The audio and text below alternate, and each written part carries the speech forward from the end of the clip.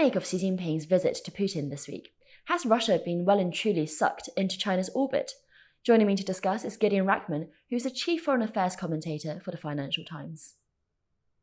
Gideon Rachman, thank you so much for joining us on Spectator TV. Now, this week Xi Jinping visited Putin in Russia and it was full of pomp, as expected. What was your takeaway from that three-day meeting? Well, I think that more or less as expected, it was kind of big reassertion of Russian-Chinese friendship and based around, I think, a mutual antipathy towards the United States. And if you read the closing document, it kind of reiterates the idea that this is all America's fault, that America is out to cement its global hegemony, and that both Russia and China are kind of have been targeted by America, and that their joint interest is in pushing back against that. I think there was actually rather less on the peace initiative for Ukraine. I never took that seriously, but I thought they would make more of it. But there's, if you look at the 9-point statement, it's not really very much emphasized. So I don't think, even for public relations purposes, they're making much of the idea that China is going to bring peace to Ukraine. I think the big issue, though, that you wouldn't really expect them to address publicly, but that the Americans and everybody will be watching very closely, is China prepared to give Russia weapons, and in particular artillery shells, because the Russians seem to be running out of those. Their bombardments of Ukrainian infrastructure are fairly sporadic now, and that's probably because they don't have enough missiles. But China has a lot. They use the same kinds of missiles that the Russians use. So if they were to ship them over to Ukraine, that would be a big game changer in the war.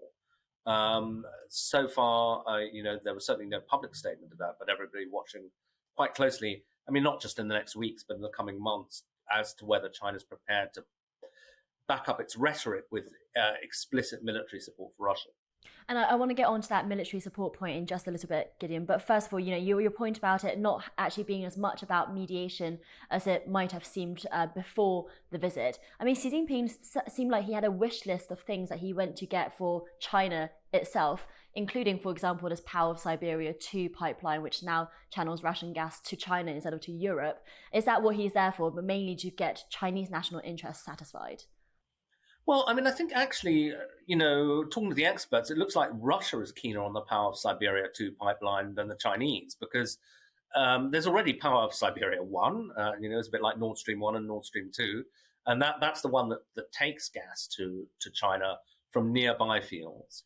Russia has a dilemma now because all the gas that it was selling to Europe, it can't sell to Europe now. It has been doing so over the last year, but the Europeans have basically been devoting themselves the last year to finding other sources, LNG or renewables, whatever.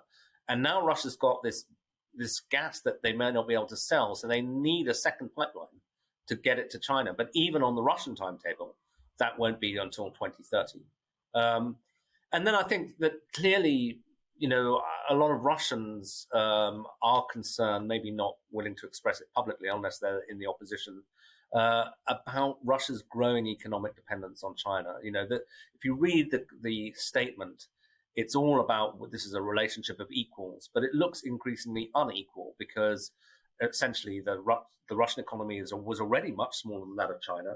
It's under massive sanctions from the West. So, from anything from semiconductors, 5G, consumer goods they can't get from the West, they've all got to get it all from China. And that puts Xi in an immensely powerful position. And even if he didn't exploit it that much now, I think it must make the Russians a little bit nervous about how that relationship is going to unfold. Because, if you're looking really kind of back into history, that, as you know, Cindy, a lot of what is Russia now was China in the 19th century. And now, that, of course, the Russians and Chinese say, and it's technically true, they don't have a border dispute, it's all settled.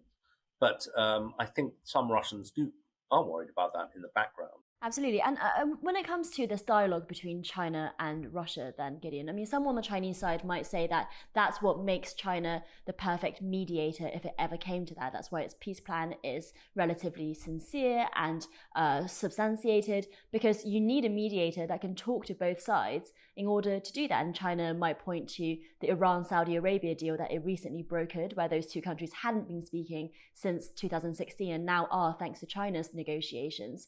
What do you say to those people? Well, I think it's not obviously unreasonable point. I mean, I think that if you wanted a mediator, you need somebody who can talk to Russia. And, people have floated India maybe or Turkey. I think the difficulty is that although China presents itself as neutral in this conflict, it's not really perceived that way in the West because they have had this, or possibly more importantly in Ukraine, they have had these protestations of unlimited friendship, which actually are interestingly a phrase that did not recur in this latest statement, which suggests to me the Chinese might slightly regret that because it's been thrown at them so much. But, the spirit of limitless friendship is still there in the statement. And I think that the Ukrainians say, well, fine, we don't mind if China can mediate. We accept that, as we were saying, China's got a lot of leverage over Russia if it wants to use it. But that the Chinese have at no point condemned the Russian invasion. And they have at no point said, well, Russia's got to give back the occupied Ukrainian land. I think even if they were to be neutral on Crimea, if they were to just say, look, well, Russia's got to withdraw to the lines it was before the invasion a year ago, that might be seen as a kind of earnest of good faith enough in Kiev to make them feel, well, okay, they could talk. But I think if they're not prepared to do that, and if they endorse the kind of Russian worldview, which is this is a proxy war fought by the United States, this has really got nothing to do with Ukraine's own volition, then I think they kind of lack credibility in this. And I think that, as you say, the Saudi-Iran thing was really interesting. And I think a big breakthrough for the Chinese and one they can be, maybe justifiably proud of. But it was a very different situation. The Saudis and the Iranians wanted to come to a deal. They had been talking behind the scenes for about 18 months. And the Chinese were able to step in at the last moment and, provide literally the good officers. They can meet in Beijing and provide a hall and do that. But I don't think that this conflict is similar because the two sides are not looking to settle.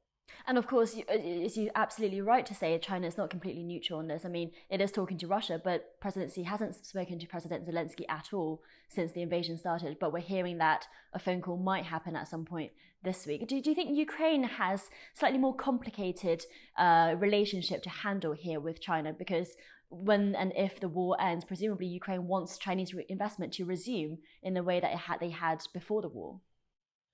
Yeah, I think so. The Ukrainians obviously, even in the midst of a war, have to be reasonably pragmatic and try to think about what the world might look like afterwards. And, there is a lot of Chinese investment through the Belt and Road going across the Eurasian landmass. Chinese construction firms could potentially, if they're big UN contracts, play a role in Ukraine.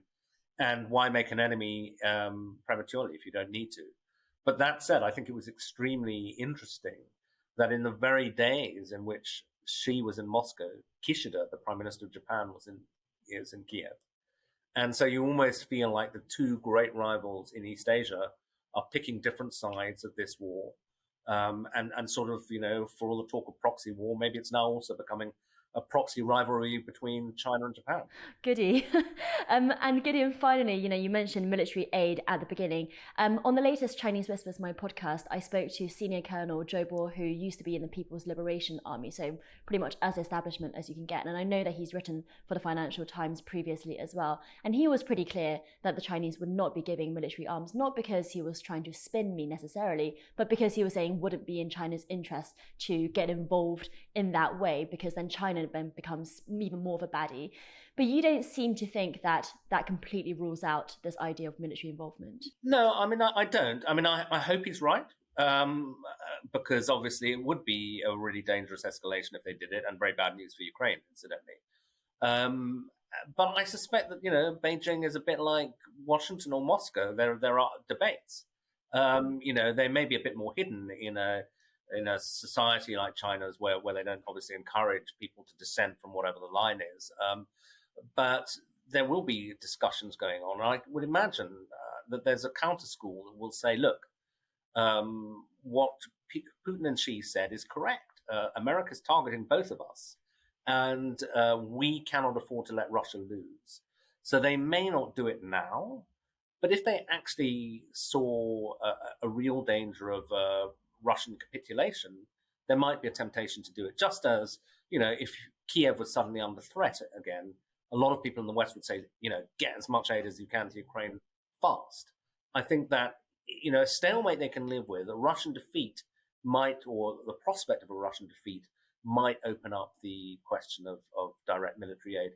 Or, it may even be under discussion now. The Americans say that actually they think the Chinese are sending stuff to Russia. Not yet the very visible artillery shells that would be crucial, but drone technology.